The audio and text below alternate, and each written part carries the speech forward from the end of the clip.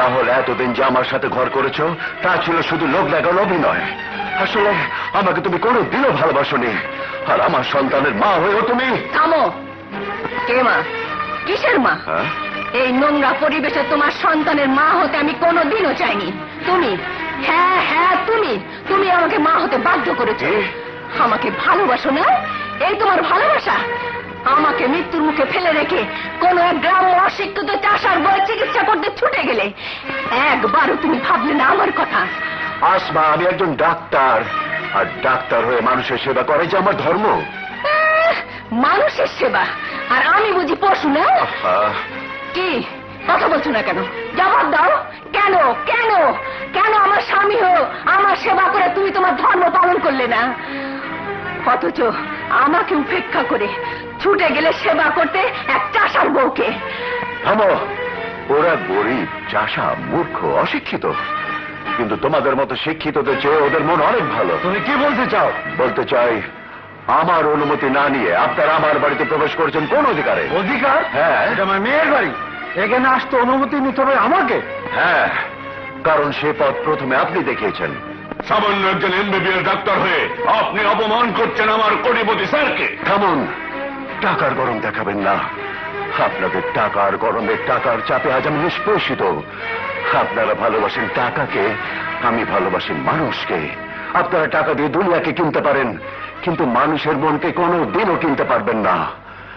এই কায়েস চৌধুরী কোনোদিনও মাথা নত করেনি টাকার কাছে, করবেও না। আপনারা যেতে পারেন। হ্যাঁ, এই মুহূর্তে আমার বাড়ি থেকে আপনারা বের হয়ে যান। তুমি তুমি আমার সামনে আমার বাবাকে অপমান করছো, তাকে বেরিয়ে যেতে বলছো? হ্যাঁ হ্যাঁ বলছি, কি হয়েছে তাতে? হয়নি, হবে। আমি তোমার সব পাগলামি, সব অত্যাচার সহ্য করো তোমার ঘর করতে চেয়েছিলাম, তোমার সন্তানের মা হয়েছি, কিন্তু আজ বুঝলাম তুমি মানুষ না, তুমি তুমি মানুষ হবে পশু, ভণ্ড, প্রতারক, বিশ্বাসঘাতক।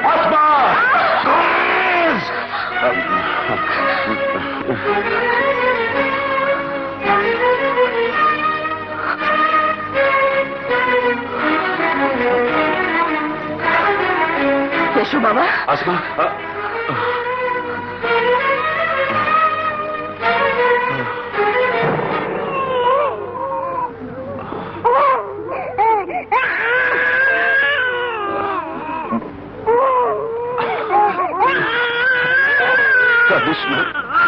কাঁদিস না বাবা মা, আমি তোকে মায়ের আদরে মানুষ করবো।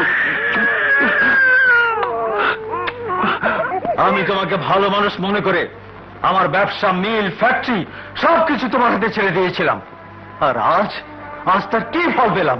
তুমি আমার সাথে চিটিং করলে। স্যার বিশ্বাস করুন, আর বিশ্বাস করা যায় না। যে মানুষ একবার বিশ্বাসে ঘরে চুরি করে তাকে আর বিশ্বাস করা যায় না। তুমি মানুষ সঙ্গে কলঙ্ক। স্যার আমাকে কিছু বলার সুযোগ দিন। তোমার সব বলা শেষ। আমার টেক্সটাইল মিলের অ্যাকাউন্ট থেকে 10 লাখ টাকা নেই, আমার রেলওয়ে মিলের অ্যাকাউন্টে 20 লক্ষ নেই। সব টাকা তুমি দুষ্প্রয়োগ করেছো, সমস্ত কাগজপত্র তোমাকে চোর সাব্যস্ত করেছে। তুমি আর কোনোদিন আমার সামনে আসবে না। কেন? স্যার আমাকে দোষারোপ, আমি আর কোনো কথা শুনতে চাই না। কাল সাপের চেয়েও বেশি বিষ আমার চোখে। এই চোখ একবার যার দিকে তাকায় তার আর এই পৃথিবীতে বেঁচে থাকার কোনো অধিকার নেই। হ্যাঁ,